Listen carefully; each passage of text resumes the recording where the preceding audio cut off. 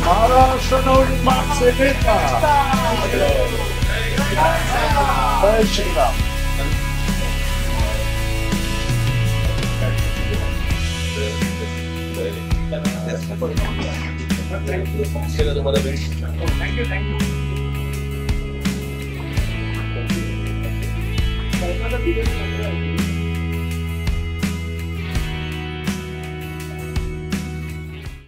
डिसेंबर 1992 जेव्हा बाबरीचा ढाचा पडला त्यावेळेला जे महाराष्ट्र बंदचे शिवसैनिक गेले होते त्यामध्ये बाळा नांदगावकर होते आणि तो ढाचा जेव्हा पडला, ढाचा पडल्यानंतर तिथे जो ज्या विटा होत्या ही एक वीट त्यावेळेला बाळा नांदगावकर घेऊन आले होते. त्यांच्याकडे सतत 2 विटा होत्या, एक आहे त्यांच्याकडे घरी, दुसरी वीट आहे.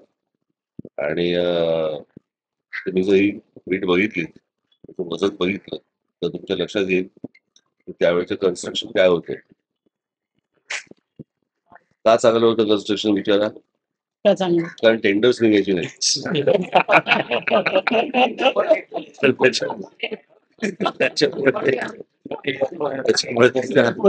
हातामध्ये मी देतो, याचं वजन करून बघ.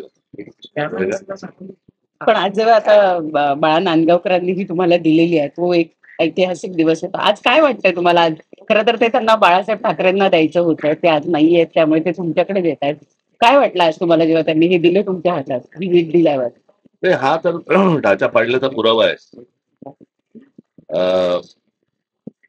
आता मला राम मंदिर त्याच्या ज्या विटांमधनं बांधलं त्यातली पण एक वीट आणायची, म्हणजे ती उरली असेल ती.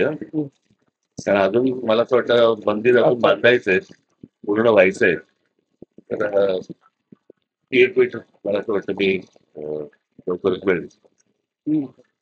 आज बाळासाहेब नाहीये, परंतु त्यांचं स्वप्न पूर्ण झालंय आणि त्यावेळेचं म्हणजे बाळा नांदगावकरांनी मनात प्रण केला होता की मी ट्रीट देईन आणि ती आज तुमच्याकडे दिलेली आहे. आज बाळासाहेब असते तर त्यांना काय वाटलं?